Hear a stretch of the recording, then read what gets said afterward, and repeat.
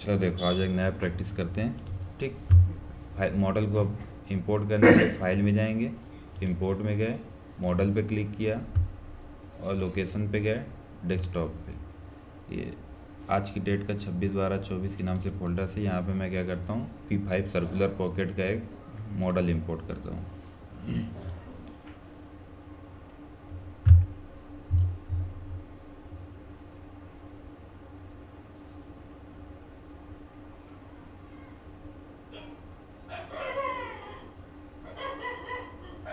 ठीक, ये अपना मॉडल ओपन हुआ। मॉडल अभी अपना इस पोजीशन पे ओपन हो रहा है, लेकिन हमें चाहिए इस कंडीशन पे। तो हमें मालूम है कि ये रोटेशन अपना एक्स का होता है, ये इधर का भी एक्स का, और ये रोटेशन वाई का होता है। और फेस चेंज नहीं होगा, लेकिन जॉब रोटेट होगा वो जेड का होता है। इसको ऐसे रोटेट करें तो हमें मालूम है एक्स में 90 रोटेट कर दूंगा तो अपनी तरफ आ जाएगा। ठीक, मॉडल को सेलेक्ट किया, एडिट, मॉडल के ऊपर क्लिक करके एडिट और ट्रांसफॉर्म, इधर 90 डाल के एक्स में रोटेट कर दिया, जॉब आ गया। अभी जो हम लोग प्रैक्टिस किए पिछला, उसमें क्या था, स्क्वायर पॉकेट था। अभी इसमें सर्कुलर पॉकेट है। ठीक, तो सारा मेथड स्ट्रेटजी वही यूज होना है। अभी बस क्या है, प्रोफाइल चेंज है। मैं ब्लॉक कैलकुलेट किया, एक्सेप्ट किया, create work plane, position on block. अभी देखो, मैं ये स्क्वायर पॉकेट के सेंटर पे जाऊं तो भी मुझे यही सेंटर मिलेगा, इस पॉकेट के सेंटर पे जाऊं सर्कुलर वाले के तो भी वही सेंटर मिलेगा। तो कोई मतलब ही नहीं, जहाँ जिधर मैंने उधर रख दो। वो तो कंडीशन है कि हमें कहाँ पे सेंटर रखना है। मैं वर्क प्लेन पे राइट क्लिक किया और उसको एक्टिवेट किया, ब्लॉक शिफ्ट हो गया, ब्लॉक को अगेन कैलकुलेट कर दिया। अब देखो इसमें क्या है, इसका डायमीटर चेक करते हैं। ब्लॉक को मैं इधर से हाइड किया, मेज़र में गया और डायमीटर पे गया। डायमीटर 110 का है। ठीक, और डेप्थ मेज़र करने के लिए भी एक मेज़र मेथड यूज कर सकते हो। यहाँ पे क्लिक किया, इस फेस से हमें जेड वैल्यू चाहिए, इस फेस तक 60 है। दूसरा मेथड है कि ये सबसे लोअर सरफेस पे क्लिक करो, ब्लॉक में जाओ और कैलकुलेट करो, तो 60 इधर वैल्यू दिख गई, 60 प्लस में 60 माइनस में। हमें पता चल गया कि 110/60 ये पॉकेट का साइज़ है, 110 डायमीटर है और 60 mm डेप्थ में है। इसके लिए हम दो मेथड यूज कर सकते हैं। एक तो वही रफिंग वाला मेथड, मॉडल एरिया क्लियरेंस से चला दो। अभी इस पे अगर मैं इसका अगर एनालिसिस करके देखूं कैलकुलेटर से, तो अगर मैं इस पे 30 का यूडिल मारता हूँ, 30 का यूडिल मारता हूँ, टोटल साइज है 110। अगर 30 का मैंने -30 इसमें मैं कर दिया, 30 का यूडिल मार दिया, अभी टोटल मटेरियल कितना बचा, 80 mm पर साइड। कितना बचा, 40।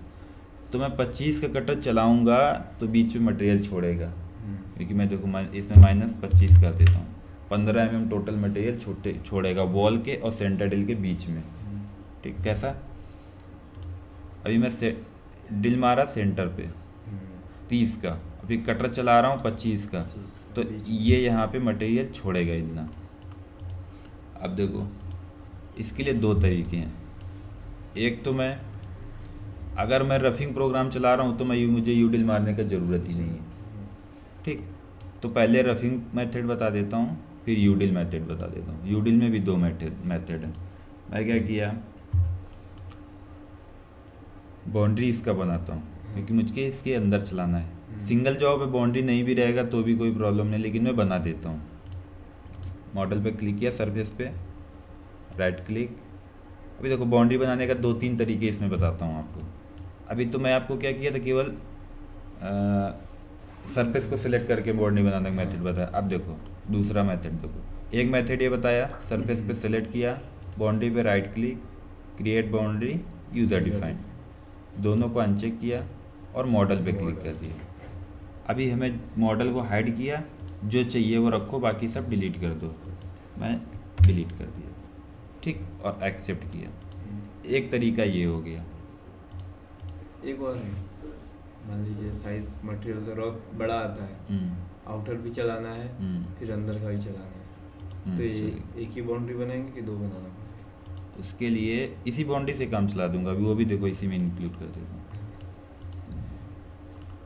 एक बाउंड्री बनाने का ये तरीका हो गया।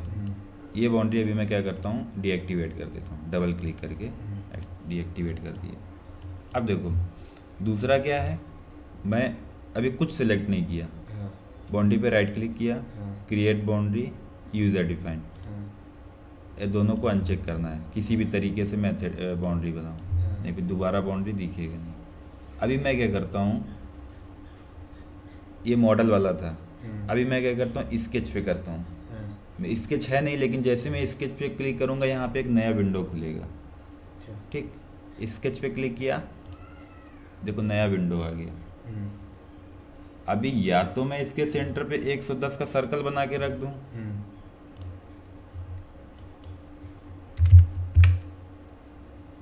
ये तरीका हो जाएगा। ये नहीं करना है तो देखो इसको कर्व को ओपन करोगे, कर्व को यहाँ से एक्सपेंड करो, तो ये देखो इतनी चीज़ खुलती है। इसमें कंपोजिट मतलब जो जहाँ जैसा प्रोफाइल है वैसे ही आपको वहाँ पे कर्व दे देगा। तो मैं कंपोजिट पे क्लिक किया और ये एज चाहिए ना हमें, एज पे क्लिक कर दो, सर्कल बना दिया, यहाँ से क्लोज कर दो, यहाँ पे फिनिश कर दो और एक्सेप्ट कर दो, इधर से एक्सेप्ट। एक ही तरीका हो गया। दूसरा तरीका, मैं इसको डबल क्लिक करके डीएक्टिवेट करता हूँ, राइट क्लिक करेंगे, फिर भी सिलेक्ट नहीं किया कुछ, हाँ, right click, create boundary, user define. Recording चल रहा,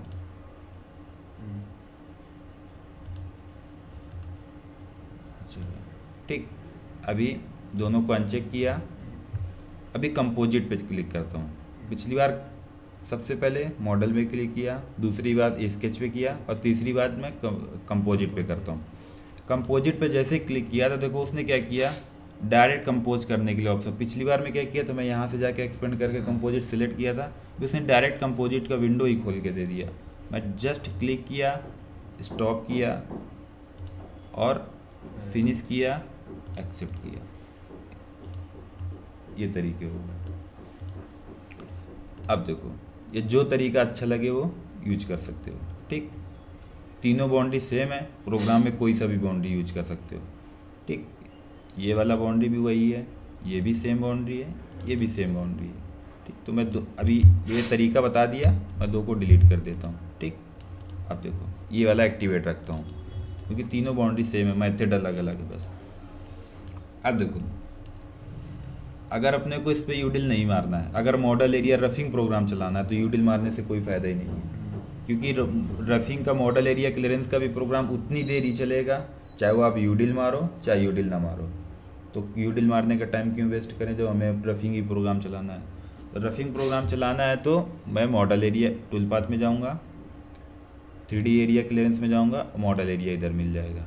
नहीं तो इसका शॉर्टकट इधर ही लगा रहता है, जिधर से लेना उधर से ले सकते हो। मैं मॉडल एरिया क्लियरेंस ले लिया, इसको दे दिया 1 नंबर प्रोग्राम पॉकेट, एक नाम हमेशा कैपिटल देना है,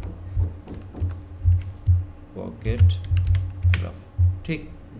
ब्लॉक वही रहेगा, कैलकुलेटर जो भी है। टूल में जाएंगे, यहाँ से टिप इंसर्ट कटर लूँगा और कटर का डायमीटर दिया 25, टिप रेडियस जितने का, किसी के पास R2 रहता है, किसी के पास R1 रहता है, किसी के पास 0.1 रहता है, जो भी जिसके पास हो। कटर का नाम दे दो 25 का R1। जितना नंबर पॉकेट में चलाना है पॉकेट नंबर दे दो। लिमिट में सेंटर कॉन्टैक्ट, इसको एनी कर देना है। स्टॉक टॉलरेंस थोड़ा कंट्रोल कर लेना ताकि टूल पाथ स्मूथ जनरेट हो। हम वॉल पे 0.2 छोड़ लेते हैं, फ्लोर पे 0.1 छोड़ लेते हैं, ठीक। स्टेप और 25 का दिया है तो 65 to 80%, तो चलो मैं 18 दे देता हूँ, 80% के आसपास दे देता हूँ। डेप्थ ऑफ कट 0.3 का दे दिया। मेंटेन कट डायरेक्शन को अनचेक किया, पूरा डिस्क्राइब कर चुका हूँ। बाहर तो कटर जा नहीं पाएगा, क्लोज पॉकेट है। एड अप्रोच फ्रॉम आउटसाइड बंद कर दिया। कटर कंपनसेशन ये बात की बात है, टूल वेयर में चलाते हैं वो है। रैपिड पे आऊँगा, कैलकुलेट करूँगा, 100 दे दूँगा और अभी ये 0.3 का कट दिया ना, मेटल के ऊपर ही प्लंज करेगा, तो रैम चालू किया, रैम पे क्लिक किया, इसको डेप्थ ऑफ कट दे दिया। ओके, जब आप रैम चलाना तो ये ऑप्शन ऐसा नहीं होना चाहिए। क्यों? अगर आपने ऐसा कर दिया तो रैम्प केवल फर्स्ट कट में लेगा और लास्ट कट में लेगा, बकाया बीच में सारे रैम्प स्किप कर देगा। इसको अनचेक रखोगे तो हर एक कट में रैम्प लेगा। ठीक, ये चीज़ ध्यान रखना। लीड आउट में कुछ ज़रूरत नहीं है, लिंक्स में बताया था, बाय डिफ़ॉल्ट भी छोड़ दोगे कोई प्रॉब्लम नहीं है, स्ट्रेट स्कीम इंक्रीमेंट कर दोगे तो भी कोई प्रॉब्लम नहीं है। अभी देखो 25 का कटर है, डायमीटर 110 का है, तो मैं 2200 RPM दे देता हूँ और कम से कम 2800 फीट दे देता हूँ। 2000 से 3000 के बीच में फीट दे देता हूँ। ट्रैवल करने के लिए बहुत जगह है उसको। जब पॉकेट साइज छोटा रहता है, जैसे 30 का डाया होता है, तब आप 25 का कटर चला रहे होते, टोटल 5 mm मटेरियल उसको काटने को मिलता, 2.5 mm/सेट, तो तेज़ नहीं चल पाता, फिर धीरे धीरे चलता। उस केस में अभी क्या पॉकेट बड़ा, बहुत तेज़ भी चल सकता है।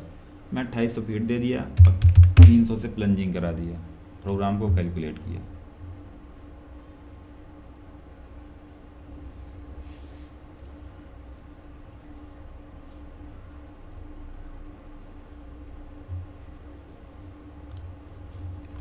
प्रोग्राम बन गया, सारे प्लंजिंग सेंटर पे ही ले रहा। अगर इसको चेक करना है, इसका रैम्पिंग ले रहा है कि नहीं ले रहा, टूल पाथ में जाओ और कटिंग मूव्स को हाइड करो। ये जितने ये रेड कलर दिख रहे हैं ना, ये हैं सारे लिंक्स। ये देखो, इसको मैं इधर से हाइड कर दिया। अभी ये जितने बचे, ये सारे हैं रैम्प। जब मेरा स्क्वायर पॉकेट था तो इस ऐसा लाइन में ले रहा था। अभी मेरा क्या है, सर्कुलर पॉकेट है, देखो सर्कुलर रैंप ले रहा। ये सर्कुलर रैंप क्यों ले रहा है, ये तो यहाँ से सेटिंग से जा सकते हो, मैं डायरेक्ट इधर से दिखाता हूँ। लिंक कनेक्शन में जाके देखो, मैं लीड इन में गया था, इसको क्लिक किया था, एक ये वैल्यू चेंज किया था। अब देखो, उसने सर्कुलर, उसको किसने बताया कि जब स्क्वायर पॉकेट था तब स्क्वायर में लेना चाहिए था, सर्कुलर पॉकेट है तो सर्कुलर में रैंप ले रहा, उसको किसी ने बताया नहीं। उसने यहाँ पे देखो है, वो क्या फॉलो क्या कर रहा है, तुम्हारा टूल पाथ फॉलो कर रहा है। अगर आपका टूल पाथ सर्कुलर रहेगा तो रैंप भी सर्कुलर ही लेगा। अगर टूल पाथ स्क्वायर में जाएगा, लाइन में मूव करेगा, जैसे आपने स्क्वायर का प्रोग्राम बनाया तो टूल पाथ लाइन में मूव करेगा ना, तो रैंप लाइन में ही लेगा। अगर आपका सर्कुलर पॉकेट है तो टूल पाथ आपका जो रैंप रहेगा वो सर्कुलर ही लेगा। मतलब जिस टूल पाथ, जो तुम्हारा जिस डायरेक्शन में टूल पाथ होगा उसी डायरेक्शन में रैंप भी लेता है। वो क्यों? फॉलो टूल पाथ, ये ऑप्शन इधर आना है। ठीक, इधर केवल एक ही वैल्यू छोड़ना है, बकाया बाय डिफ़ॉल्ट छोड़ देना है। अगर कुछ आपको नया कुछ चाहिए तो आप यहाँ से चेंज कर सकते हो, लाइन में दे सकते हो, इसमें लाइन में भी दे सकते थे। देखो एक्सेप्ट किया, लेकिन हमें अच्छा रहेगा कि वो जैसा टूल पाथ हो वैसा ही ले। अभी देखो इसमें क्या किया, लाइन में लिया। अभी हो सकता है लाइन में लेते टाइम इधर खड़का पास में आ गया, लेकिन ऐसा काटेगा नहीं, एज पर मॉडल ही काटेगा। लेकिन हमें क्या करना है, जैसा टूल पाथ है वैसा ही सीक्वेंस में चलेगा ना, तो फीड रेट क्या करेगा, इंटरप्ट नहीं करेगा, फास्ट ही मूव करेगा, हाई स्पीड में चलेगा। अभी क्या करेगा, वो लाइन में ऐसे रैंप लेगा, फिर फीट 0 पे आएगा, फिर ऐसा राउंड पे चलेगा। मैं इसको टूल पाथ ही देता हूँ ना, क्या दिक्कत है। जैसा टूल पाथ है वैसा हमारा रैंप लेगा, अच्छा चलेगा। इधर से भी लिंक्स चेंज कर सकते हो। ठीक, एक्सेप्ट कर दिया। टूल पाथ में जाएंगे, लिंक्स को ऑन किया। लिंक्स क्या होते हैं, एक टूल पाथ से दूसरे टूल पाथ के बीच में लिंक्स, मतलब कनेक्शन। अभी मेरे आपके बीच में कनेक्शन है कुछ, ऐसे हर चीज़ के बीच में कनेक्शन होता है। तो एक टूल पाथ को दूसरे टूल पाथ के बीच भी कैसा जोड़ता है। ठीक, तो वो हो जाता है लिंक्स। और ये होता है कटिंग मूव। जो ग्रीन कलर होता है वो तुम्हारा मेटल को कट करेगा, और लिंक्स कट नहीं करता है, एक टूल पाथ को दूसरे टूल पाथ से अटैच करता है। और लिंक्स क्या करता है, वो दोनों को कैसे अटैच होना है, एक टूल पाथ को दूसरे टूल पाथ से लिंक्स ने अटैच कर दिया, अभी उन दोनों को अटैच कैसे होना है वो लिंक्स के थ्रू होगा। लिंक्स के थ्रू क्या होगा कि वो रैंप ले रहा। ये हो गया पॉकेट ड्रॉप। ठीक, अब बस क्या करेंगे, अब इसमें कांस्टेंट डेट चलाएंगे। कांस्टेंट डेट में गए, अभी फ्लैट कटर ले लेंगे। 12 का है, 16 का है, 18 का है, जो भी 12 का एंड में, ठीक। जितने नंबर पे चलाना है 12 का मैं 12 पे डाल दिया। अभी एज कॉन्टैक्ट, अभी टॉलरेंस बढ़ा देना है क्योंकि हमें फिनिश चाहिए। मैं 5 माइक्रोन कर देता हूँ। कटिंग डायरेक्शन क्लाइंब भी रहेगा, इसको स्पायरल क्लिक कर दो, नहीं तो बहुत सारे पास बनाएगा। इससे क्या रहेगा, एक स्टार्ट रहेगा, एक एंड रहेगा, काटता जाएगा, घुसता जाएगा।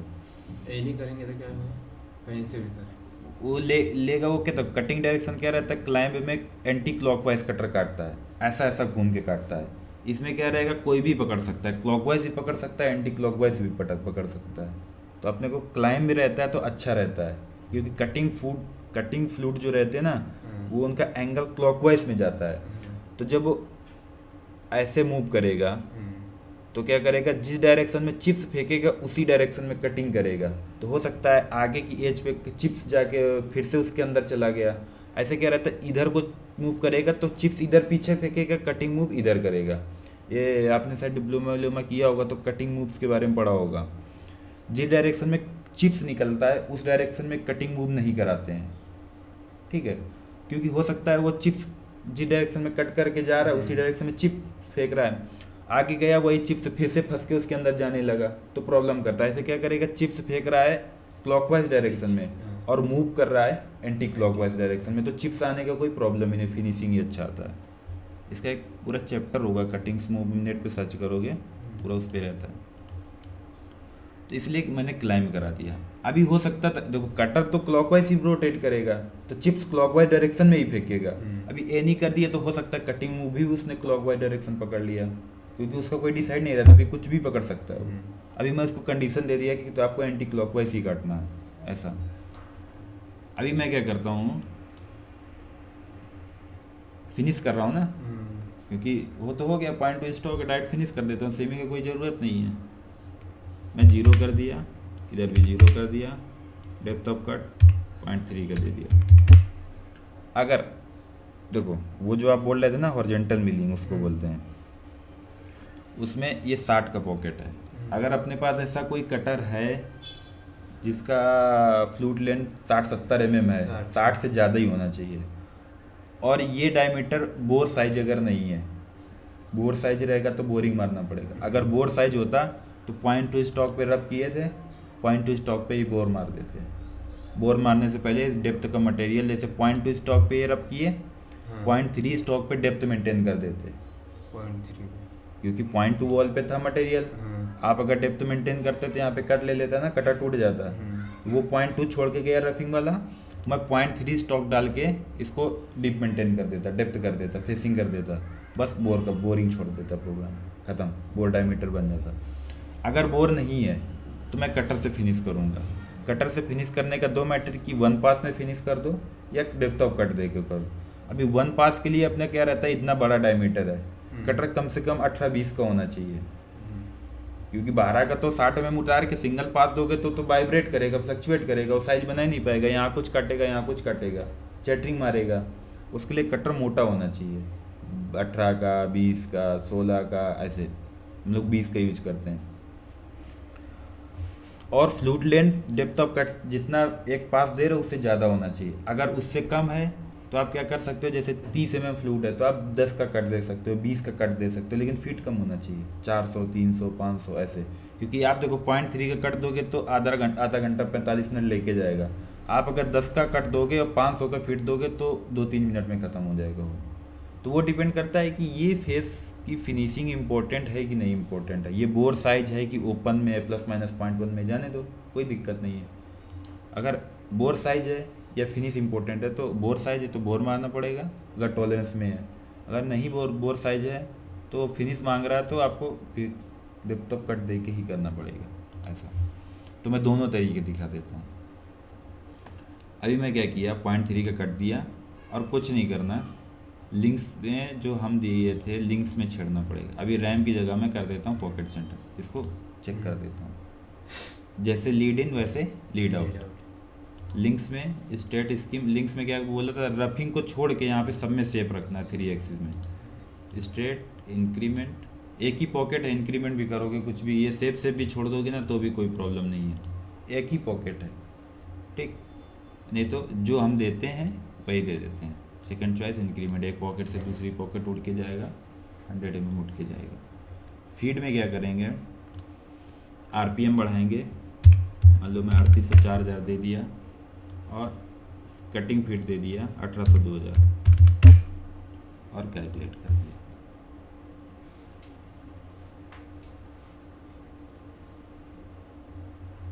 ठीक, ये दिया, फिनिश, 2 नंबर।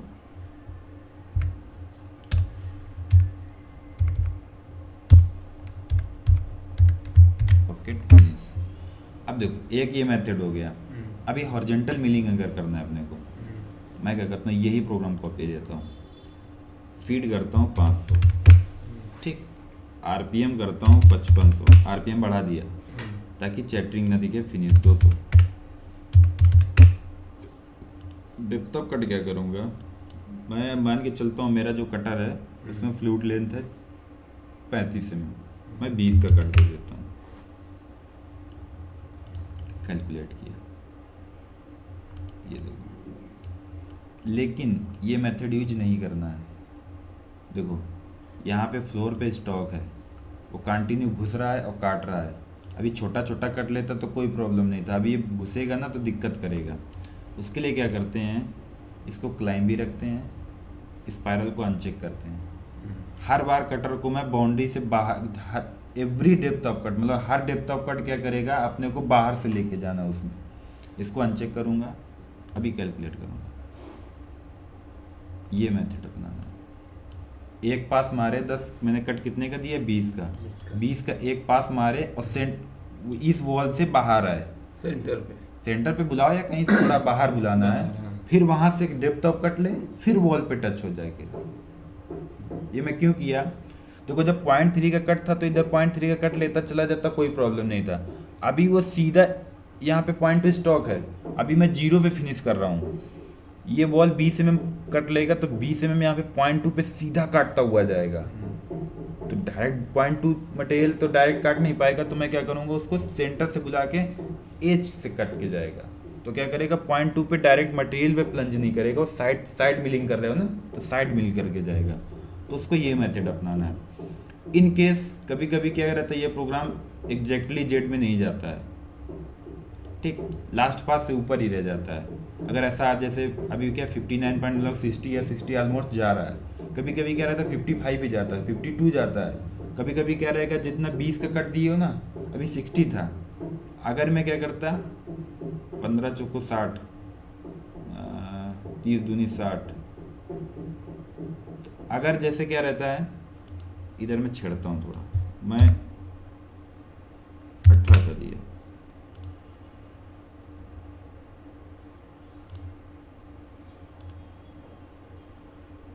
अभी देखो प्रॉपर्टी, देखो 50 ही जा रहा, कभी इस केस में आ जाता है। क्यों, वो क्यों आया, मैं 20 का दिया था ना, 60 था, उसने 3 पास कैलकुलेट कर लिए, 20 या 60। अभी उसने क्या किया, मैं 18 का दिया तो वो पूरा कैलकुलेट नहीं कर पाया। तो उस केस में अगर ऐसा कुछ करना है तो ये ऑप्शन को ऑन कर देना,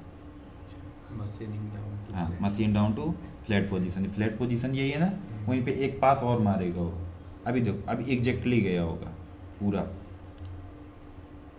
गया। लेकिन हॉरिजॉन्टल मिलिंग में आपको कटर के ऊपर से डेप्थ ऑफ कट नहीं देना, कटर वॉल के बाहर से लेके जाना है कटर आपको। अभी इसको देखो, कैलकुलेट करो, इसमें टाइम डिफरेंस देखो, बहुत फर्क होगा।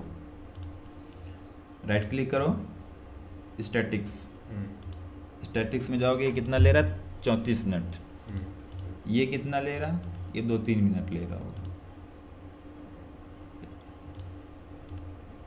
स्टैटिक्स 3 मिनट टाइम बचा, लेकिन इसके लिए कटर डायमीटर ज़्यादा होना चाहिए, कटर डायमीटर, हाँ, ताकि वो वाइब्रेट ना करे, फ्लक्चुएट ना करे।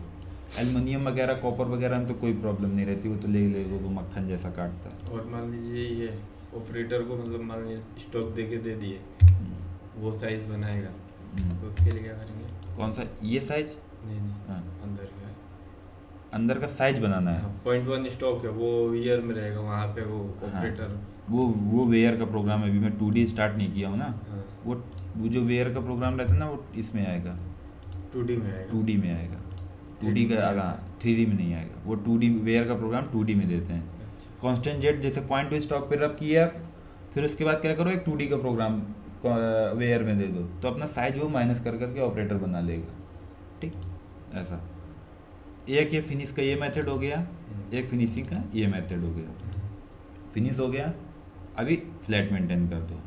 फ्लैट मेंटेन करने के लिए दो टूल पाथ, दोनों पिछले लेक्चर में बताया था, उसमें ऑफसेट फ्लैट ज़्यादा बेटर रहता है। हाँ, मैं गया ऑफसेट फ्लैट फिनिशिंग और ओके, सेम कटर रहेगा, वॉल पे थोड़ा स्टॉक दे देंगे। ठीक, कटर कितने का यूज किया मैंने, 12 का एंड मिल। अच्छा। स्टेप ओवर 50% या लेस देन 50%। और क्योंकि ऊपर पे एक पाथ जनरेट करेगा, उससे अच्छा यहाँ पे क्लिक करो और ब्लॉक को कैलकुलेट करो, प्रोग्राम कैलकुलेट करो। अभी ले नहीं रहा, कि प्रॉब्लम क्या है इसको।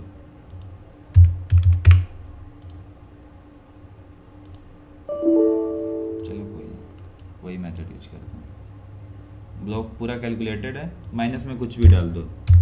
ठीक, इसलिए डाला यहाँ पे पास ना ले, क्योंकि अगर इसको जीरो रहेगा तो एक पास वो ऊपर भी बनाता है, ये प्रॉब्लम है इसका। ये देखो, तो यह तो तरीका है, ये आपने जनरेट कर दिया, ये वाला डिलीट कर दो। नहीं तो दूसरा तरीका है, या लिमिट में माइनस में डाल दो कुछ भी वैल्यू, या ब्लॉक में माइनस में डाल दो, लेकिन वो वैल्यू ये फेस से कम होनी चाहिए, ये वैल्यू से कम होनी चाहिए। जैसे ये 60 है तो ये 60 से कम होना चाहिए। नहीं तो 60 से अगर आपने 61 डाल दिया तो क्या करेगा प्रोग्राम, इसके नीचे ब्लॉक भी मिलेगा, नहीं तो ब्लॉक नहीं मिलेगा तो प्रोग्राम वो जनरेट नहीं करेगा। भी कैलकुलेट किया। ठीक, ये तो हो गया डेप्थ मेंटेन। ये हो गया 4 नंबर प्रोग्राम फेसिंग। ठीक, ये हो गया। अभी आउटर का बता दो। आउटर के लिए देखो एक कंडीशन है इसमें, ये बाउंड्री भी यूज कर सकते हो आप, और बिना बाउंड्री के भी कर सकते हो। बिना बाउंड्री के अगर करना रहेगा तो ये होल बंद करना पड़ेगा आपको। अच्छा। ये होल पैचिंग करना तरीका बताया था, यहाँ से कॉपी करो, पावर सेप में रखो, तो उसके दोनों मेथड बता देता हूँ। पावर सेप में ऑन करता हूँ। उसके लिए क्या करना पड़ेगा, पहले मैं बता देता हूँ बिना पैचिंग का। बाउंड्री यही बना है,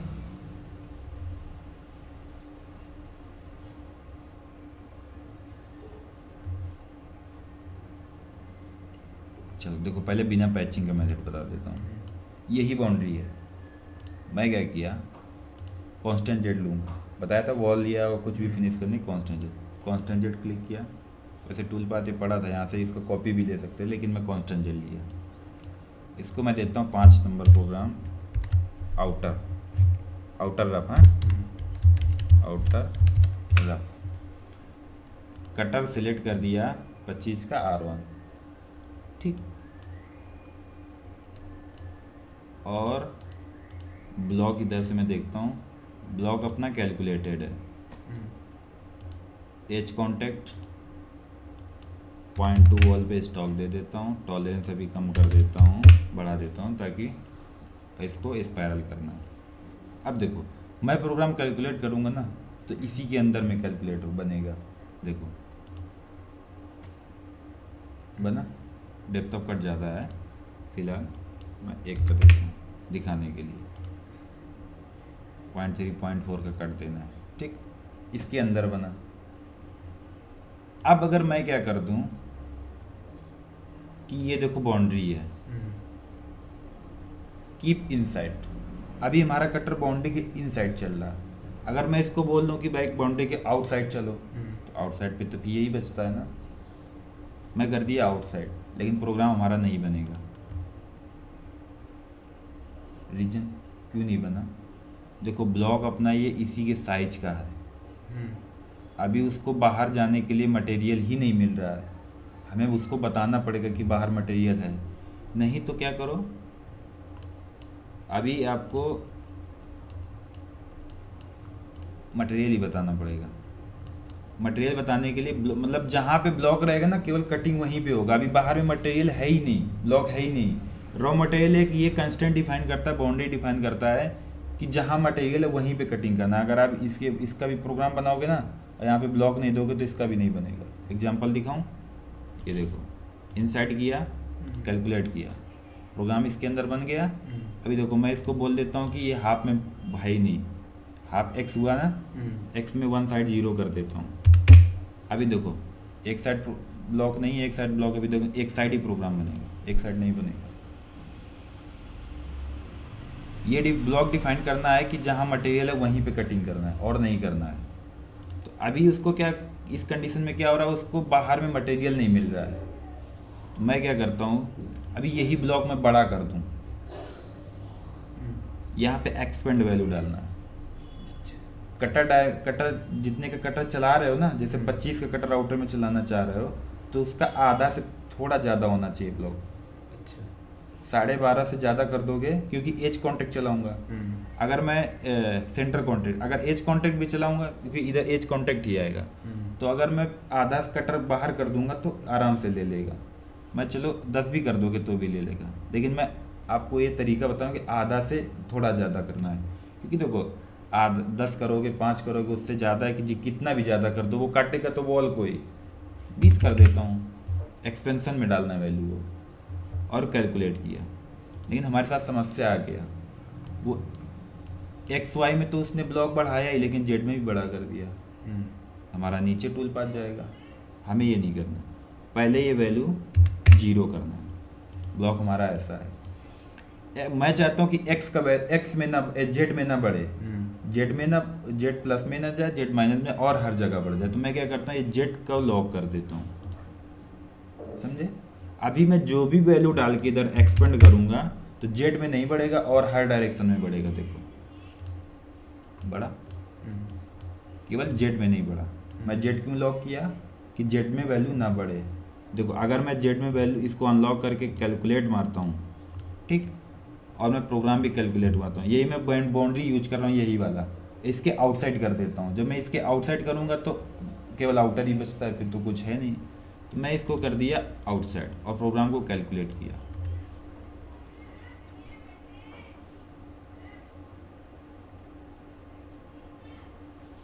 प्रोग्राम देखो कैलकुलेट हुआ, लेकिन क्या है, प्रोग्राम जेड में ज़्यादा जा रहा। कितना ज़्यादा जा रहा, 20 में। अपना यहाँ से ख़त्म हो रहा, क्योंकि उसको क्या हुआ, जेड माइनस में ब्लॉक कितना मिला, हमारा ब्लॉक का थिकनेस है 100, लेकिन उसको ब्लॉक कितना मिला 120, इसलिए वो ज़्यादा जा रहा है। तो मैंने क्या मेथड अपनाया, मैं ब्लॉक को पहले 0 करूँगा और कैलकुलेट कर दूँगा। जेड में ना बढ़े इसलिए मैं जेड को लॉक कर दूँगा। ये जेड माइनस, ये जेड प्लस, दोनों लॉक कर दिए। अभी मैं कितना 30 भी डाल के एक्सपेंड कर दूंगा ना, तो केवल एक्स वाई में ही एक्सपेंड होगा। और मैं प्रोग्राम को कैलकुलेट कर दिया। बाउंड्री में वही यूज किया, केवल बाउंड्री के कटर को आउटसाइड बता दिया। ये तरीका हो गया। इसी को अगर फिनिश करना है, यही प्रोग्राम कॉपी ले लो, इसको फिनिश किया, प्रोग्राम नंबर 6 कर दिया और कटर में चेंज कर दिया, स्टॉक 0 कर दिया, ठीक। डेप्थ ऑफ कट अभी मैं दिखाने के लिए डाल दिया, उसे 0.3 0.4 ही लेना, और फीट बढ़ा देना, फीट कम कर देना, आरपीएम बढ़ा देना। फीट में दे दो 2000, आरपीएम बढ़ा देने दो। प्रोग्राम वही कैलकुलेट कर, मैंने वही बाउंड्री यूज किया, लेकिन अभी मैं बाउंड्री टूल पाथ बाउंड्री के इनसाइड चला रहा था, अभी मैं क्या कर दिया, बाउंड्री के ये टूल पाथ आउटसाइड कर दिया, ये ठीक। ये हो गया, इतने में कोई डाउट? अगर मैं यूडिल मार के करूँगा तो मैं यूडिल मार लूँगा और फिर काउंटर प्रोग्राम चला दूँगा, हो जाएगा। क्योंकि देखो ये डायमीटर कितने का है, 110 का है ना, इसमें काउंटर के प्रोग्राम के 2 पास चलाने पड़ेंगे। 2 पास कैसे चलाते हैं वो देख लो, वो भी इसी में कवर कर देता हूँ। ये दोनों प्रोग्राम में डीएक्टिवेट कर दिया। अभी मैं क्या करता हूँ, ये जो रफिंग का प्रोग्राम था ना, मैं 30 का यूडिल मार दिया, ऐसा मान के चलो मैं यूडिल भी दिखाई देता हूँ। इसको सेलेक्ट किया, क्रिएट होल, ठीक, होल फीचर बन गया। 110 का डायमीटर, डेप्थ 0, लो स्टार्टिंग पोजीशन 0 है, क्लोज।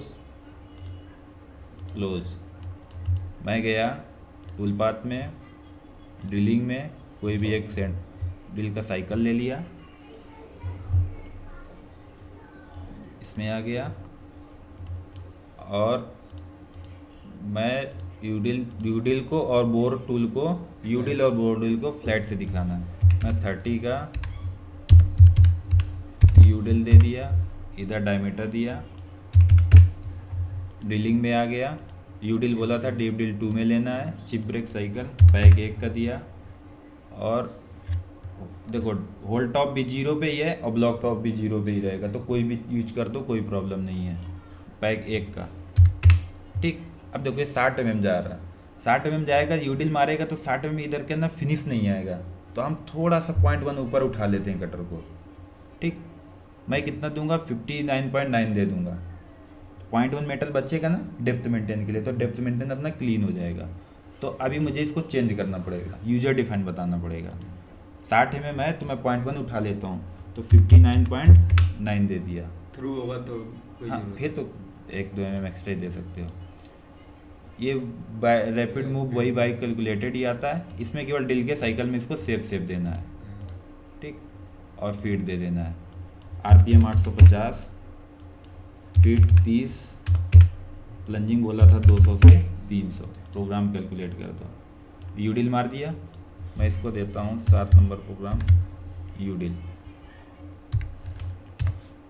30 यूडिल। ये दूसरा मेथड बता रहा हूँ, ये 6 नंबर प्रोग्राम तक में आपका पॉकेट बन जाएगा, लेकिन मैं सेकेंडरी मेथड बता रहा हूँ। यूडिल मार दिया, 30 का होल हो गया। अभी मैं क्या करता हूँ, ये यूडिल अभी काम का नहीं, हाइड किया, इसको भी हाइड किया और इसको भी हाइड किया। अभी मैं क्या करता हूँ, 25 के कटर से इस पे एक प्रोग्राम चलाऊंगा। तो देखो अभी देखो एनालिसिस इसका देखो, मैं गया, आपको सर्कल बना के दिखाता हूँ, कर्व एडिटर, इसको कंपोजिट किया, मुझे सेंटर चाहिए इसलिए मैं लाइन मार रहा हूँ। सेंटर है ना यार ऑलरेडी आपके पास, क्यों मगजमारी कर रहा हूँ, ये है ना ये सेंटर। मैं पैटर्न क्रिएट किया, एनालिसिस के लिए पैटर्न क्रिएट कर रहा हूँ। आपने सेंटर पे कितने का यूडिल मारा, 30 का, 30 का यूडिल मारा। अभी आप क्या करोगे, 25 के कटर इधर चलाओगे, यहाँ पे, ये इतना मटेरियल छोड़ के जाएगा, छोड़ेगा। अभी मैं इसको क्या करता हूँ, इसको बना रहने देता हूँ, दिखेगा, इसको मैं 0 पे कर देता हूँ, ठीक, इसको मैं बना रहने देता हूँ, उससे कोई प्रॉब्लम नहीं है, ये देखने के लिए केवल। अभी मैं क्या करता हूँ, ये आउटर ही चलाया था ना 25 के, ये प्रोग्राम कॉपी ले लेता हूँ, ठीक। सेटिंग में गया और देखो कैलकुलेटर बेस्ड एनालिसिस भी देख लो, 110 का डाया, 30 का यूडिल मारा। अभी टोटल मटेरियल कितना बचा, 80 पर साइड कितना बचा, 40 में आप कटर कितने का चलाओगे, 25, 15 बीच में छूटेगा। कहाँ पे छूटेगा, ये 15 छूटेगा मटेरियल। अब देखो मैं क्या करता हूँ, यही प्रोग्राम का नाम चेंज करता हूँ, इसी प्रोग्राम से काम चला लेता हूँ, मुझे दूसरा नहीं बनाना पड़ेगा।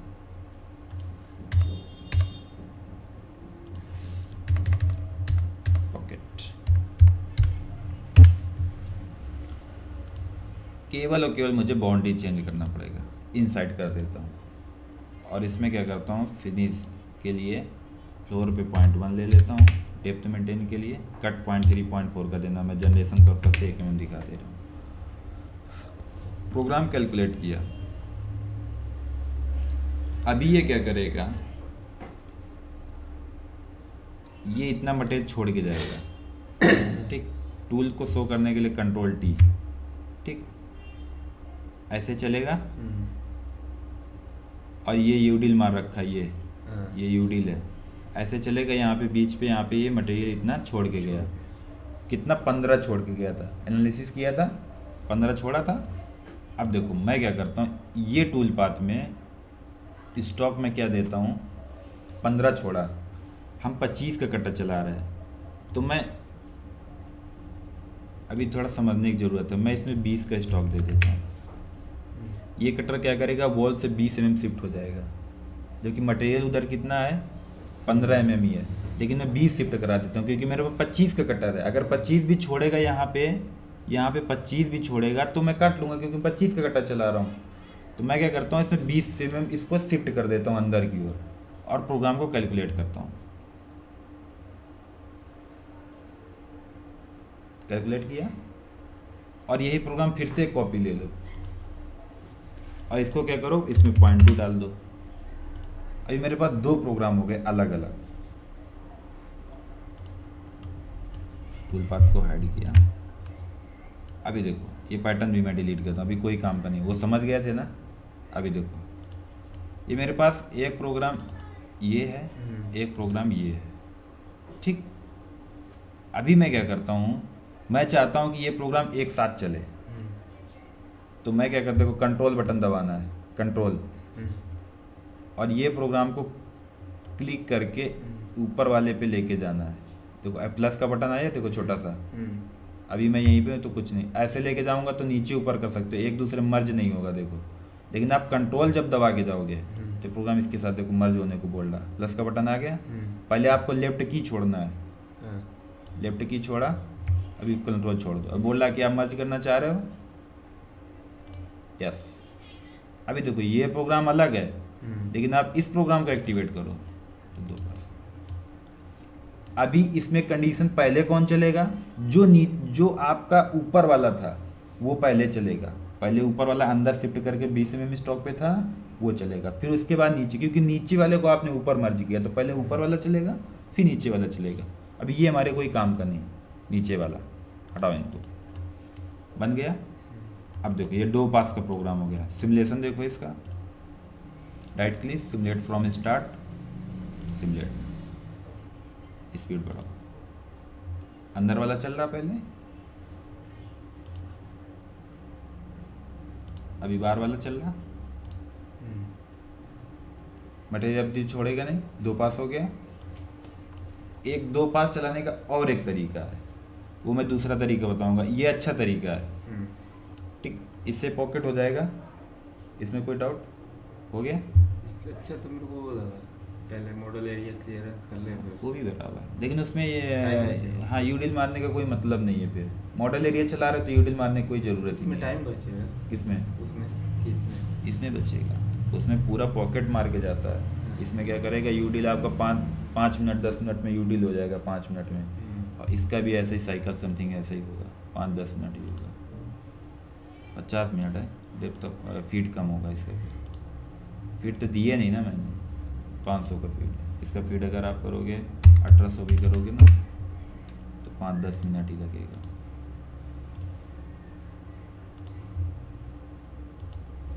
मॉडल एरिया का बनाओगे ना, बनाया है ना? हाँ बनाया हुआ है। इसका देखो,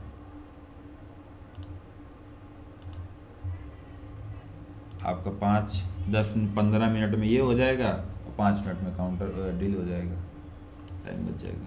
जो मेथड अपनाना है कोई दिक्कत नहीं, अभी सीख जाओगे तो अपने दिमाग से करना, मुझे कैसे ये फिनिश करना है, कैसे ये फिनिश करना है, अपना मेथड अपनाते रहना, ठीक। उसको भी सबमिट करूँ, वो वाला प्रैक्टिस कितना चलेगा ऐसा ही, क्योंकि उसमें स्क्वायर पॉकेट आप कर ही चुके हो, ठीक। कल वो मॉडल दे दिया प्रैक्टिस करने। हाँ मॉडल की प्रैक्टिस करना, कुछ डाउट रहता तो क्या था, सर्कुलर पॉकेट।